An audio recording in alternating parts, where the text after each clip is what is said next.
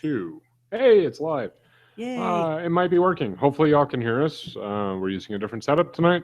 But good evening. Welcome once again, PGL Lobbycast. This is episode 349, the ever so special Halloween, since it is Halloween, and I'm sure it's ever so special episode, brought to you from our kitchen as the recording studio is being revamped to your homes, hearts, and minds. I'm Will. This is my lovely wife, Erin. And we're going to change things up for you just a little bit tonight. Since it is Halloween, Indeed. we figured that we would just run through some of our favorite movies, Yes. scary movies. Some people may say, well, that's not necessarily a Halloween movie. Well, tough. We don't care. It's our list, not yours, but hopefully you enjoy it. And we'll see what happens. All right. So, Aaron, why don't you start us off? What are your, I know you're a horror aficionado. I try. You've always been a horror aficionado. You love being scared I do. as long as it's done well. Yes. So, what, in your opinion, might be your top 5? Maybe we'll branch out past that, but what are your top 5 horror or scary movies of all time? It's hard to pick because It there are is. many. As I said, you're a fan of the genre, Yes. so you are well versed, probably more so than most people I know in terms of the horror or scary genre. I would argue I'm well versed in more classic scary movies. As you'll see from this list, there's not a lot that got past the 1970s. Apparently things peaked in the 1970s for me. Hey, a lot of As things for- peaked in the 1970s. You're looking at 2 of them. Wow, really? That far back? Hey, just saying. Shit. It's been a long Okay. time. Long time coming. Anyways, please continue. Well, If we can recover from this, folks, we will try. We will we'll try. let you know. So some of my favorites that I wrote down here. Yes. For starters, I'm going to preface this. This is not a horror movie per se. It is more of a suspense movie, psychological drama, if you will. It's called Wait Until Dark. Okay. Starring Audrey Hepburn and a man who many people these days consider a comedic actor, Alan Arkin, playing a complete psycho that Yes. is torturing Audrey Hepburn psychologically for the better part of 2 hours. Yes. It's awesome. It's a performance that if you haven't seen it, I really encourage you to look it up. It's actually, fun fact, one of Brick, the gentleman that joins us occasionally, it's one of his favorite suspense movies as well. I highly recommend that one. So not a traditional slasher or any kind of horror movie per se, but there you are. No, but I think the psychological levels that can be plumbed with the fear of, there's nothing to give away here. It's about a blind woman trapped in her own apartment with a psychopath looking for something. And the levels of terror by putting yourself into that position that can be evoked through what happens in the film, pretty amazing. It is, and they play on a lot of fairly basic psychological fears: fear of being trapped, fear of small spaces, fear of the dark, fear of someone doing harm to you, and they do it all film. very well. Yes. So definitely worth a watch. Solid film. Yes. My next pick for our list would be The Haunting. And again, I have to emphasize this is the version that came out in, I believe, 1960. Yes. The original Haunting, which is a masterwork. It is. And again, you can even debate whether or not this is a ghost story or a psychological story. Brick and I actually got into that debate a little bit when we watched it together. Sure. And is it a ghost story? Is it a portrait of a ghost story? Is it a portrait of madness? Or is it both? Is kind of left to interpretation by those watching it. Yes. But it's, again, a masterful piece of work. And I highly recommend you getting to it. And it's, for those of you who don't know, it is based on the book The Haunting of Hill House by Shirley Jackson. Who also did The Lottery. Yes, indeed. Amazing author. And it's about a small group of people that go to the aforementioned Hill House to see if they can prove that ghosts and paranormal phenomenon exist. and things get a little out of hand very quickly. Things go bump in the night. They do, quite literally, in some cases. And this is one of the times that going bump in the night was made very scary. Mm-hmm. So go check it out if you haven't. We recommend it. We recommend it. One of our favorites. We watched it very early in our relationship. And Yes. the fact that we both enjoyed it pretty much cemented things to follow. So Yes, indeed. who knows? Watch the movie. You may find your true love. Could happen. Or be scared to half to death and never, ever want to listen to anything we have to say again. Either way, sorry. Or somewhere in between, and watch it with someone you just want an excuse to snuggle and make out with. That can work too. Either way, whatever works. Whatever works for you. Now, this one was also, and we'll probably address this, I believe this one has been remade to ill repute a couple of times. We're going to address the worst horror movies ever shortly, and we'll get to that one. Yes. We will unfortunately have to get to that one. Unfortunately. Yes. Yeah. Number three. Number three for me was, again, 1970s, a movie called Burnt Offerings. Burnt Offerings. That is one I have not seen. I'd like to sit down and watch it with you and see what you think. It is an unlikely cast of Oliver Reed and Betty Davis. Really? Yes. The famous Betty Davis. The Betty Davis lent Outstanding. her skills to this film. It was one of the last ones she ever did, I believe. Okay. Before she moved on to the small screen? Yeah, it was one of her last big screen. Oh, no. I know what I just did there. Yeah. It's okay. I went Betty White instead of Betty Davis. I was going to say, I think you're thinking of a different Betty, but yeah, it's okay. I'm good with it. Now, Betty Davis was also famous for the psychological thriller. Help me out here because I know you know it. There's something wrong with. There's something wrong. Whatever happened to Baby Jane? Whatever happened to Baby Jane? Thank you. Yes, that is a great psychological. It didn't make my list, but if it was a little longer, it would have. And that movie is just as famous for the psychological shit going on backstage when the cameras weren't rolling as it was for the holy crap, what's going on stuff that was going on in front of the camera. Craft shenanigans, as we call it. Oh my goodness, yes. Betty Davis and her arch nemesis, Joan Crawford, are apparently, psychologically torturing each other just as well backstage as they were in front of the camera. Which is awesome. Yeah. Apparently they were both skilled at it, so good for them. Keep it classy, ladies. So I apologize, Betty Davis, not Betty White. So one of Betty Davis's last films, Burnt Offerings, 1970-ish. Yes, Karen Black, Oliver Reed, and Betty Davis. And Burgess Meredith briefly. Good. Yes, Good. So it's an amazing cast.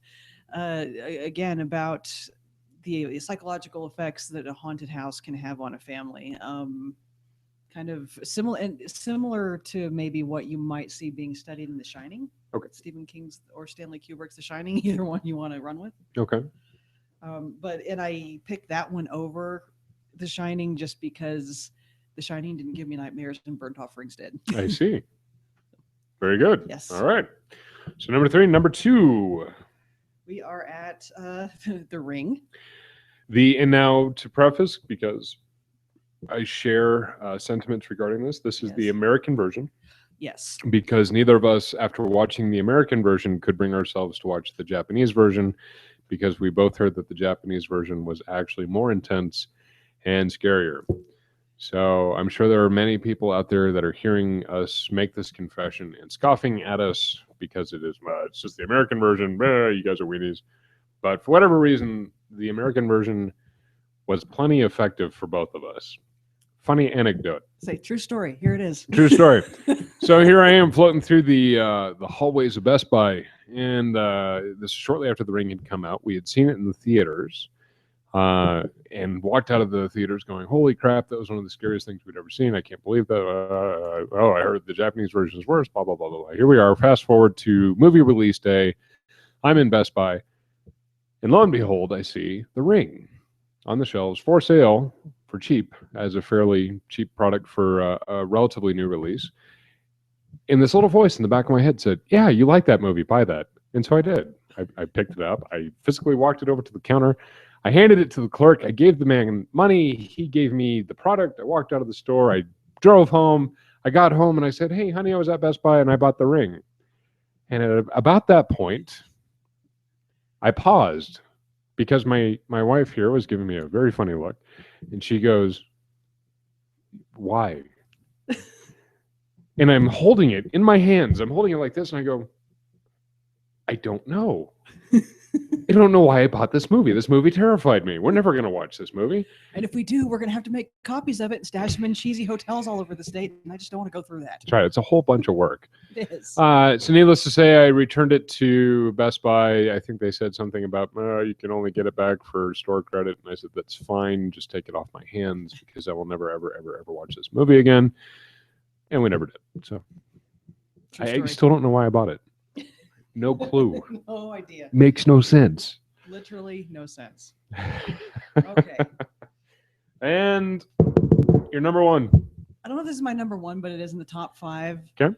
Watch his face because he's going to cringe. The Blair Witch Project. This movie. So, all right. Okay, we're going to talk about this. We're going to talk about this. So, if you were alive at any point during the time that the Blair Witch Project was released, you know that it was one of the most successful movies of all time based on internet hype and word of mouth. This was the first time for some of you youngins that might not remember a time when the internet wasn't a part of your day-to-day life. This was the first time when people figured out, A, you didn't need to throw a metric crap ton of money at something to scare people, and B, hey, this nifty internet thing can be used for free to promote our movie. Yep, it's very true. So after a very successful viral marketing campaign and a also successful limited release campaign, this wasn't a movie that was released to your corner AMC super Google megaplex, with 25 showings a day on the hour, every hour. You had to stand in line down at the Mayan for hours to get a ticket to the limited release thing. Yep. So we went and we saw it, and there was a whole big cluster of us. And we're watching the movie, and I'm sitting here trying very hard not to vomit. Not because of gory special effects, not because of intense fear reaction, not because of week-old Mayan theater popcorn, not because I had the flu, but because this was the first found footage film I had ever seen, and it drove me absolutely nuts. Could not stand it. I could not stand the... For those of you listening, that's me holding a make-believe camera to my face and bouncing around in my chair like I'm holding a camera to my face. It drove me nuts. I'm sitting here going, this movie is 16 hours too long. Why am I sitting here? I paid money for this, he said afterwards. Now, in the interim, I'm busily losing all circulation to my left hand and my right hand because I made the mistake of sitting between her and her brother.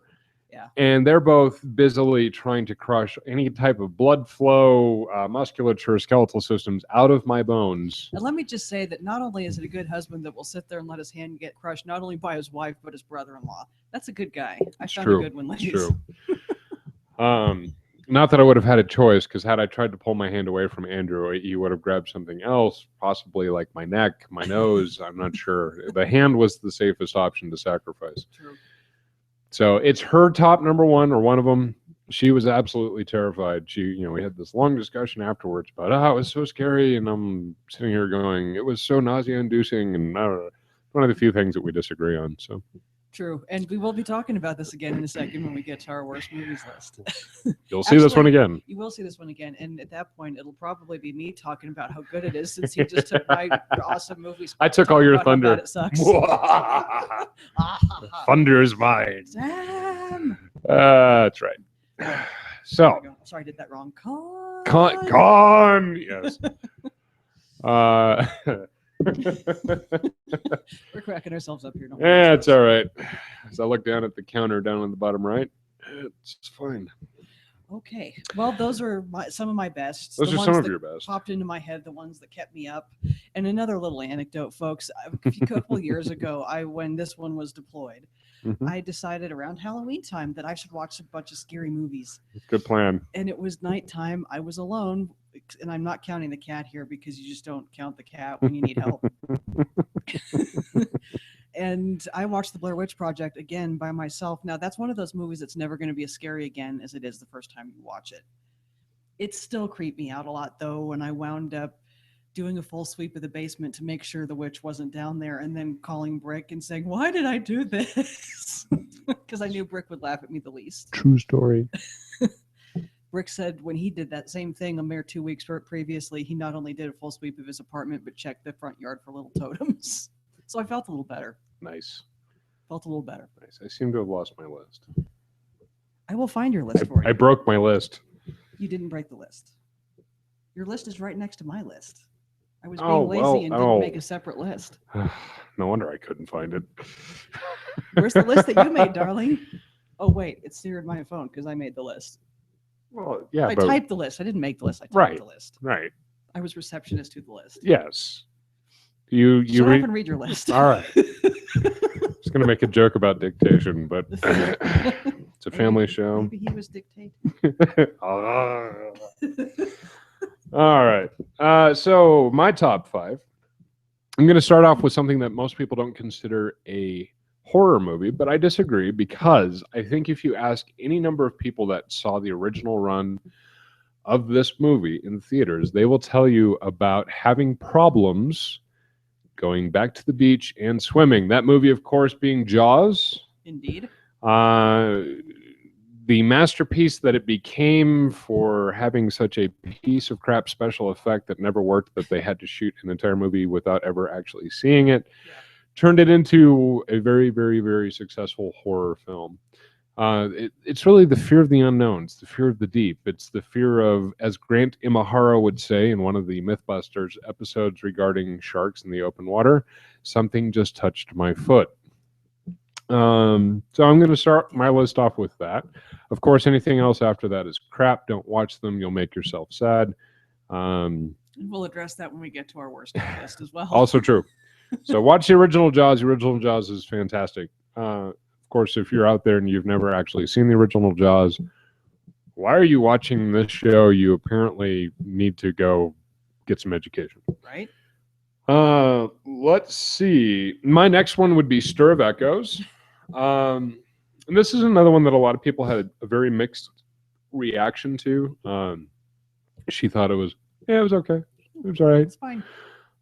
Which is my reaction to a couple of the other ones on her list. Yeah, it was all right.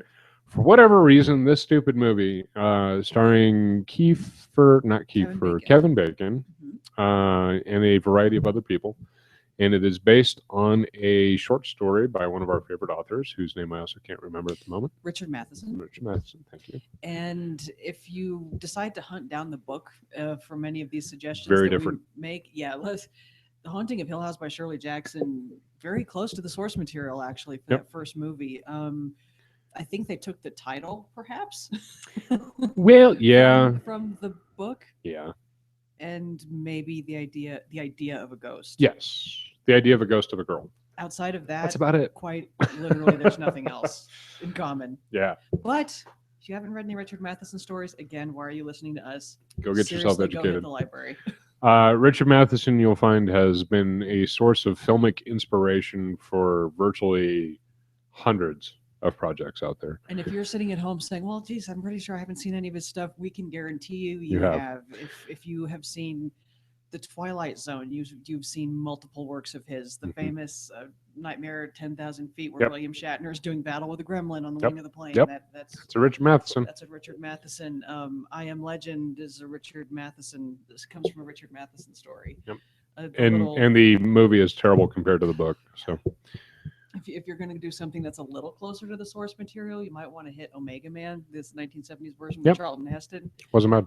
It wasn't bad. Still, I would recommend the book because nobody's really quite stuck to the source material yet. So, but for whatever reason, Stir of Echoes got to me. I think because it spoke to losing control of your perception. Really is the best way to put it, I think. In short, this guy gets kind of jokingly hypnotized, and the simple command is be more open. And what follows after that is, in my mind, some scary, scary, scary cinematography.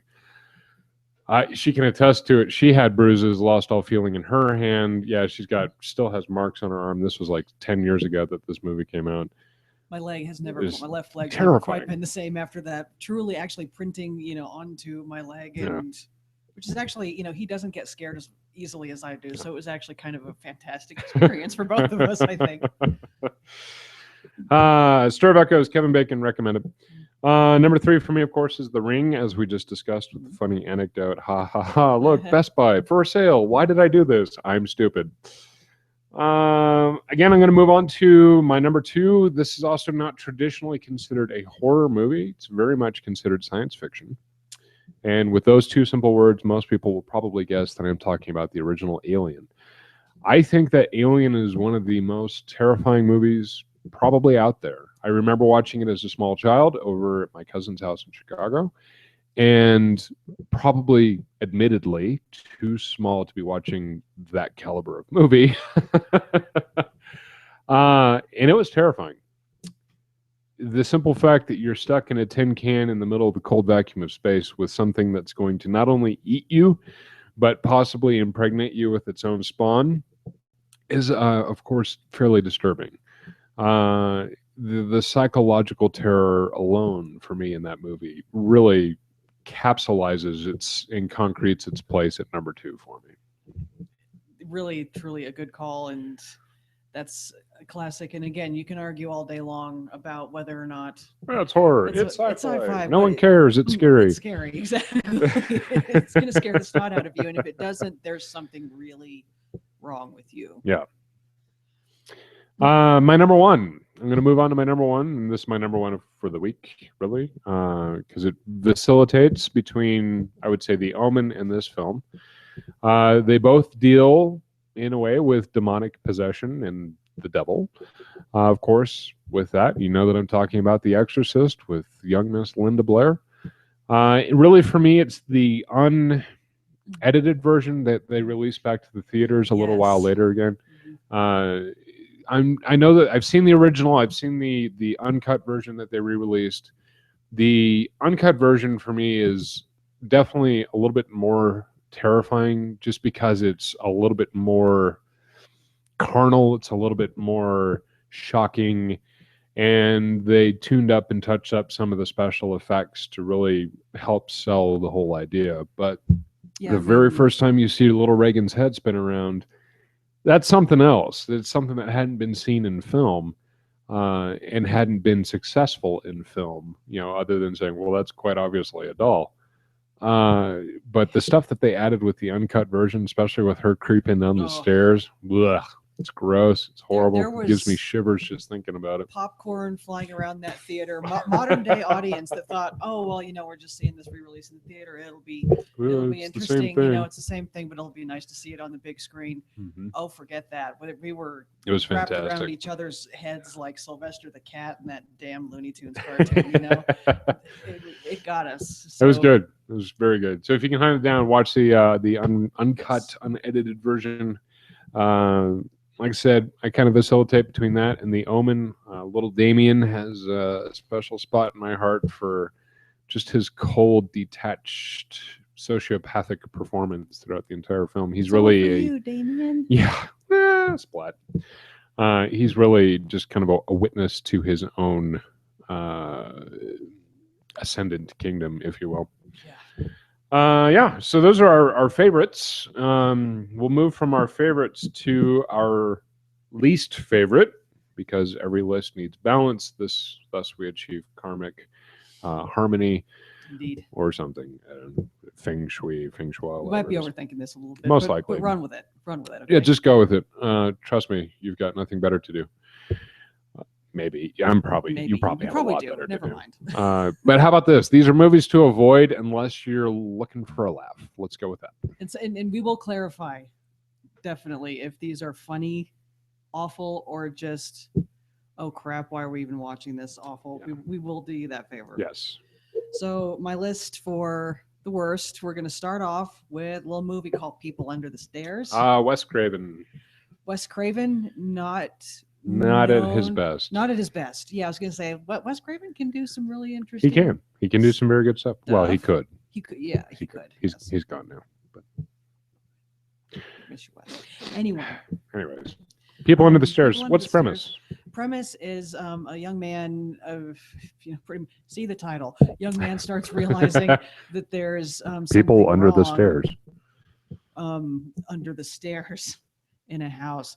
We're not And kidding. This is really the plot. This is the plot, and the horrible people keeping the people under the stairs captive are two people that I really wanted to like, or at least I wanted them to be good in this movie, and I will stand up for them because they did the best they could with a super crappy script. If any of you are Twin Peaks fans, you will recognize Ed and Nadine. Ah, yes. And the actors' names are escaping me right now, but they played the couple Ed and Nadine in the movie, and Yes. in this TV series Twin Peaks. In this movie, they're this uber, conservative religious, is yelling "burn in hell" at everybody, and I think they were supposed to be creepy, and they just Didn't quite achieve what they were supposed to achieve. No, Not even really close at all. And again, they were working. They were trying really, really hard. Yeah. There just wasn't much there for them to work with. And No. It's one of those movies where you just look up afterwards and go, damn it, I watched the whole thing. I'll never get that time back. 2 hours of my life I'll never get back. But yeah, so to avoid that one if at all possible. Yes. This next one is horrible, and I don't know. Sometimes you watch a movie and say, how did this even get made? Because somebody had to come up with the idea. Yeah. Somebody had to write the idea down, decide it was good enough to write it down. Somebody else had to decide, had to greenlight it, had to say, that looks like a good call. Somebody had to say, please take my money and make this. And make this movie. Other people had to agree to do the actual movie making. Yeah. And you're baffled as to how it even got past somebody saying, that's a great idea, I'm going to write it down. I'm referring here to Night of the Lepus. If your Latin is a little shaky, Lepus is basically rabbit. Yeah. Also a clever play on to leap, as in like a bunny. Oh, God. I feel bad just talking about this. I do too. This actually, I think, might have made it onto MST3K at one point. I'm pretty sure it did. And it was giant. If not, it should have. Yeah. It was giant bunnies attacking people. And so basically you've got shots of bunnies that they're trying to convince you. No, they're actual bunnies that they painted red around like the damn bunny in Monty Python. And they're sharp, pointy teeth. Only that special effect was better. And, in slow motion to make it scarier. And then... Oh. So yeah, that actually happened. It is a thing. Look it up. I'm not joking. Now, to be fair, all right, to be fair-ish, wasn't this one of the 1950s? No, and that's what makes it even shittier. This movie came out in the 70s. It came out in the damn 70s. We were past the 1950s. Oh, I'm scared of atomic energy, so we're going to make movies with everything gigantic. Giant ants, giant rabbits. No way. I'll stand up for giant ants any day. That movie was actually decent. And if you're wondering, that sounds vaguely familiar, it was referenced in Fallout 3 as an entire quest. True story. And they had giant everything in the 50s. There were giant crickets, and the way they even defeated that was they hooked up a mating call over a lake, and they all drowned in the lake thinking they're on their way to a good shack. That actually made it onto film in the 50s. They thought that was a good idea. And this idea was so shitty that somebody had to, the Quaaludes had to come into play or something in the 70s in order for this to get on film. You could almost forgive it if it happened in the 50s, but it didn't. Almost. All right. Almost being the important word in that sentence. Why don't we hop on to number 3 there? God. I got to get one in a show, folks. These jokes don't write themselves. Really, they don't write themselves. I got nothing. All right. Next, I'm going to talk about is something called Alone in the Dark. Yeah. Tara Reid and Christian Slater. Oh, yes. Dream duo there. I actually have nothing to say about this movie because it's so crappy, I don't remember it. It was. I know we watched it. It was terrible. I know we watched it. We watched it, and it was terrible. And I can't remember. Yeah, we've completely blocked out all of it. I'm kind of grateful for that. Mm-hmm. So, let me put it this way: I would rather watch Tara Reid in Sharknado.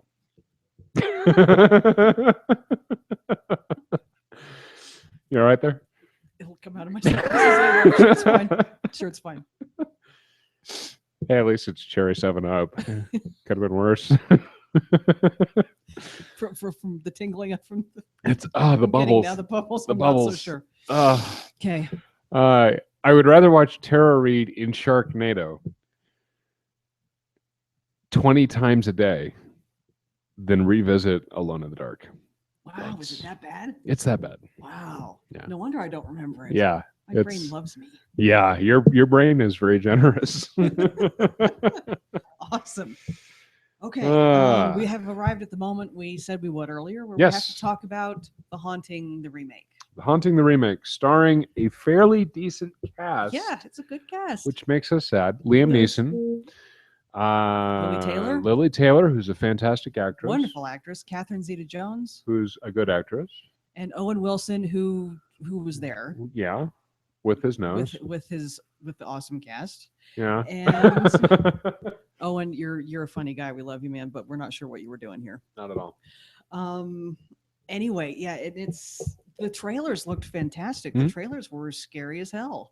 So we were really looking forward to this, and it turned into a CGI schlock fest. It did. It was really unfortunate. They completely deviated from the source material, and the schlock fest commenced, and it was unfortunate. It not only deviated from the source material, of course, being Shirley Jackson's The Haunting of Hill House, it deviated from the 1960 classic film that we love and adore to the point where they're like, oh, this whole aspect of psychological terror and psychological horror, yeah, screw that shit. We don't need that shit. We don't need that. We're going to go with special effects and CGI. We have CGI. Not good. We don't need a script.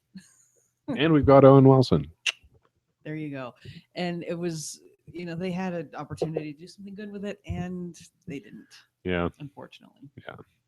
It's bad. It's bad. The only thing I would suggest to this is if you are going to watch it, watch the original first. And if you haven't seen the original, for God's sakes, go watch the original. Yes. And maybe if you would care to do a side-by-side comparison because you don't believe us, it's bad. Just don't. Yeah, it just didn't work out well. It's bad. For them. So Liam Neeson is not a badass in this movie. There's no reason to see it. Liam Neeson's done good movies where he's not a badass. Yes. His badassitude only recently came to light, in fact, in his career. Yes. Just saying. But he's awesome as a badass. He is. He really is. And I like that he's a 63-year-old badass. True. That in and of itself is badass. We're just at this point trying to see how many times we can say badass during one broadcast. Because we like to be badass like that. And I'm getting that look. Guys, you know the look. This is more of a catch-all on my last category. Yes. And it will lead nicely into his. Yes. Anything after Jaws to Nightmare on Elm Street to Friday the 13th to most of these you can stop with the first one. Yeah. And be done with it. Yeah. And unfortunately what happens is if they luck out with a good second one, they still screw it up with third, fourth, fifth, sixth, seventh, eighth, ninth, 13th. Yeah, at that point, they're not only are they bad, but Stephen King recently made a very interesting point to me because he said he has very strong feelings about that, and I'm not going to phrase this entirely correctly, but he said at that point, watching those movies becomes immoral. That's a very strong word. Yes, it is. The reasoning behind his thought is when you're watching the first Halloween, you're rooting for the good guys. Right. You want, Laurie to get away from the shape. Yes. When you watch the first Nightmare on Elm Street, you're rooting for the good guys. Mm-hmm. You're rooting for Johnny Depp to not get slaughtered mercilessly by Freddy Krueger. In his waterbed. Right. When you watch, the first Jaws, when you watch the first one of any of these movies, you're rooting for the good guys. Once you get past those and all you're doing is torture porn nonsense, gets to where you're rooting for the bad guy. And he has strong feelings about that, and some people do. Anything past that, I start getting uneasy about why they're even making it, much less why would you be watching it. Or why would you be giving them money for it? Exactly. Mhm.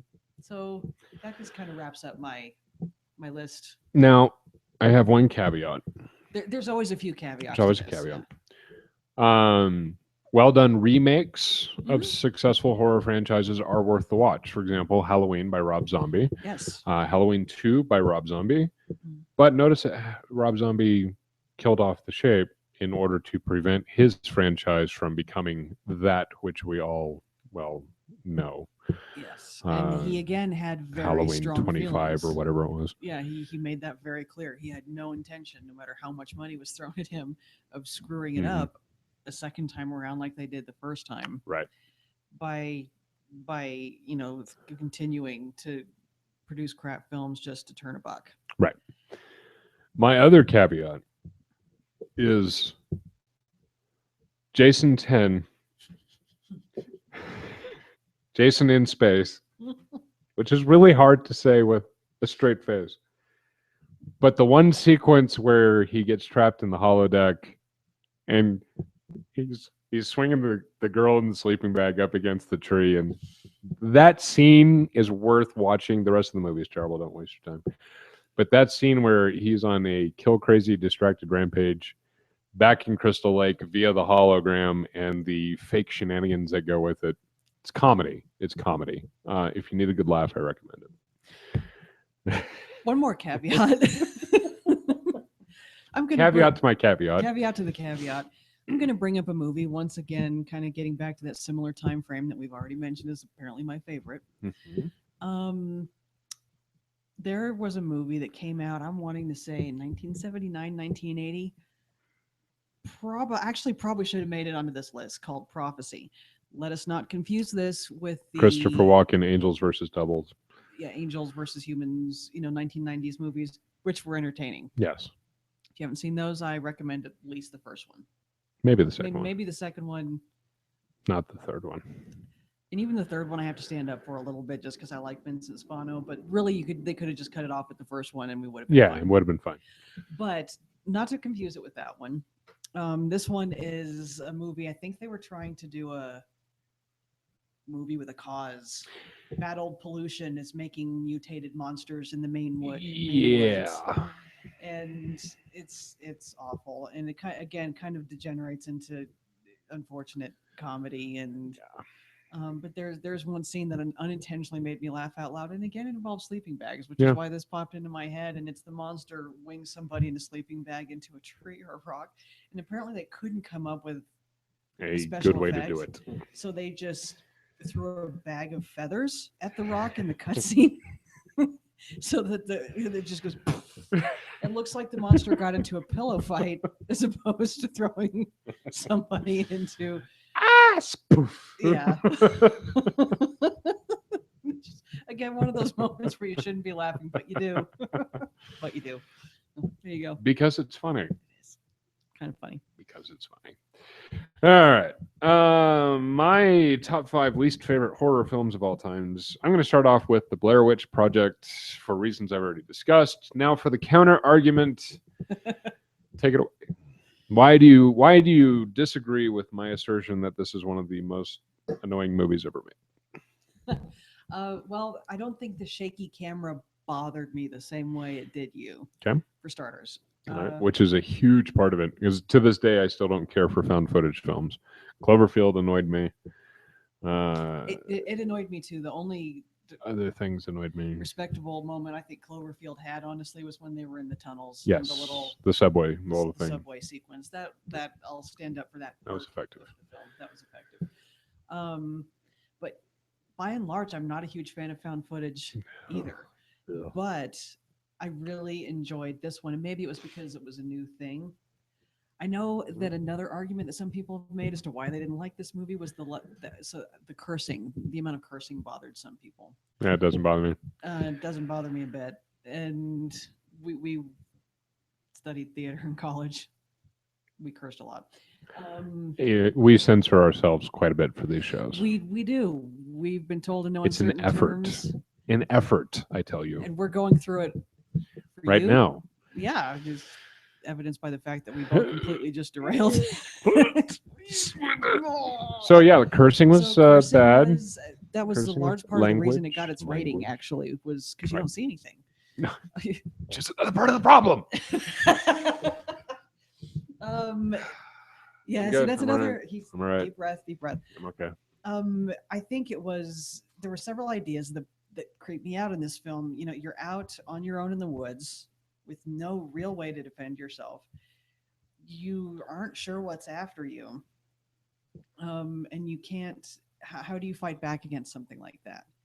Apparently, you run until you die. I mean, that really creeped me out, and not being able to at least go after what, take the fight to whatever is trying to kill you really bothers me. And so that was one of the reasons that creeped me out. And plus, it's hard to fight something supernatural as well.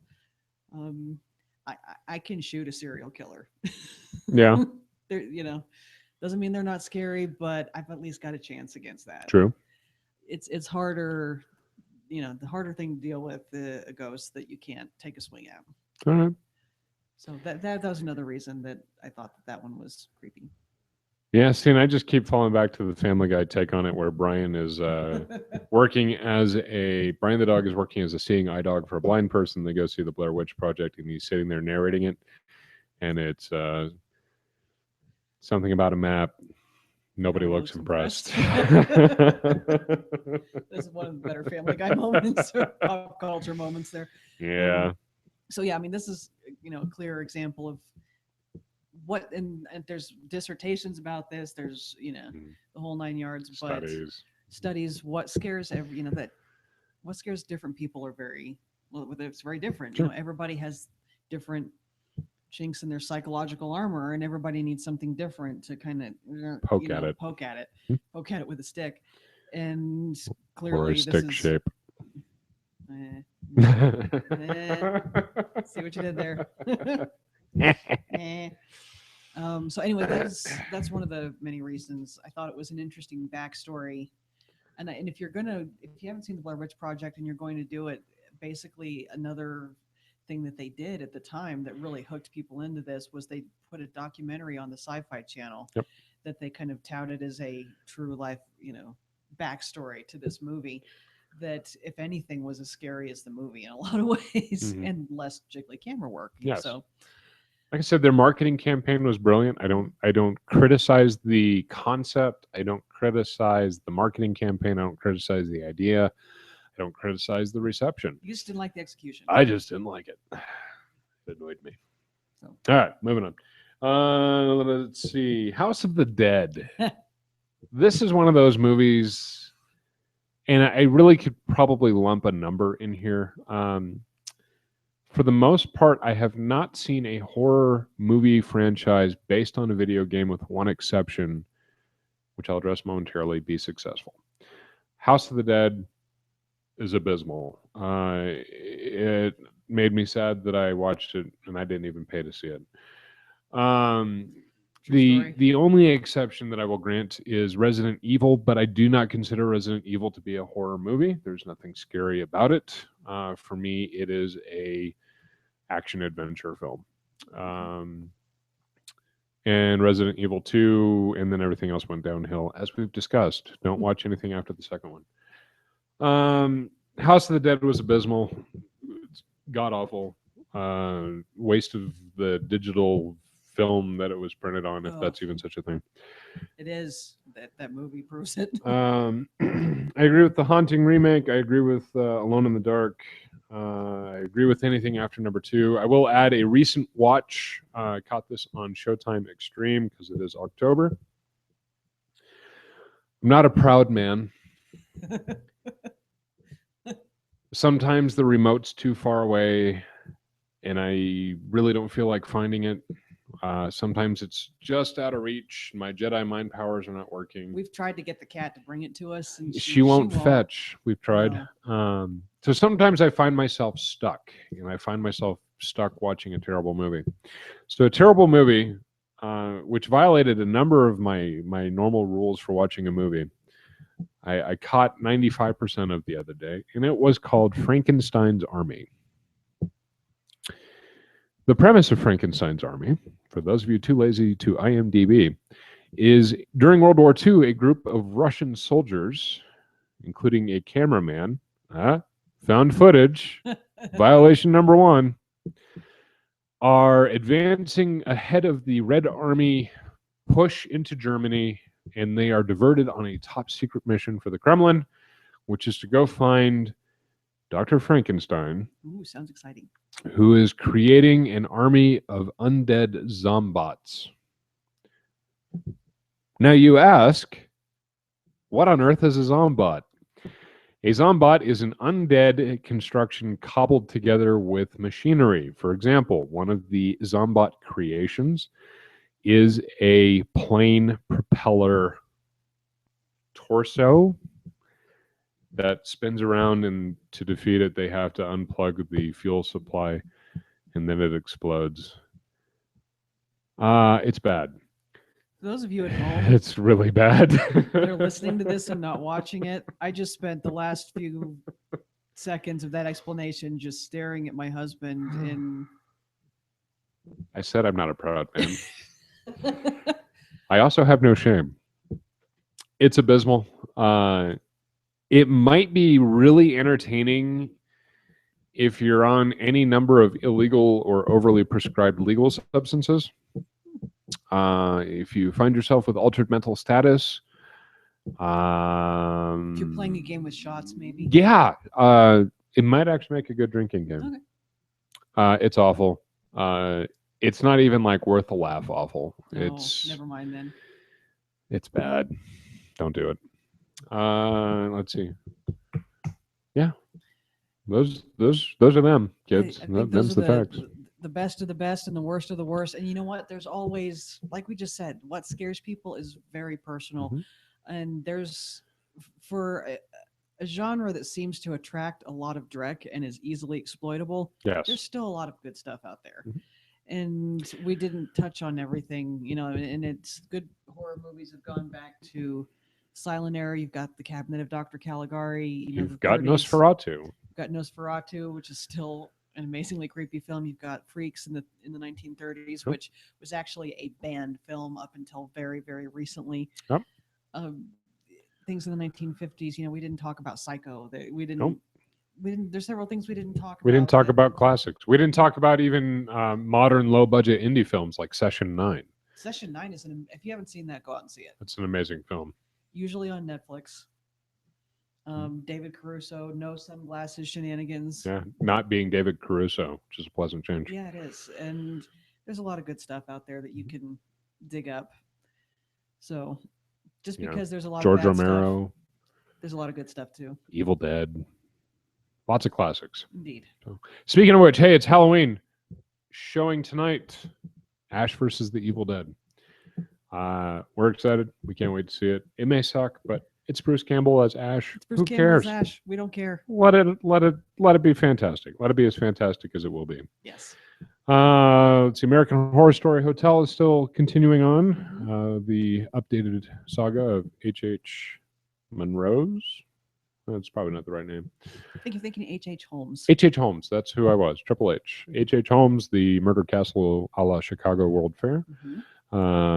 As brought to you by the fine folks at American Horror Story. Indeed. Continuing on. It's Halloween. Go out. Have a good time. Watch out for razor blades and apples. Make sure you give nice candy to the kitties. Yes. And if you do get tricked, know how to give them a treat back. Do what you got to do. Take care of business. Anyways, I hope you liked the list episode tonight. This has been the Halloween edition of the PGL Lobbycast. Thank you for listening. Like us, love us, follow us, give us recommendations. Tell us how we can make your life more entertaining. Indeed. This has been episode number 349. In the books, the streak continues. I think that's in my contract now to say. It is. And we'll be back next week with episode 350 with maybe some Fallout trivia. Could be. Since it is like 4 days before the release of Fallout 4. Really, there's nothing else worth talking about in video game world. Fallout 4 is everything. Really not. Fallout 4 is life. All right, folks. All right, that's all I got. Good night. Good night.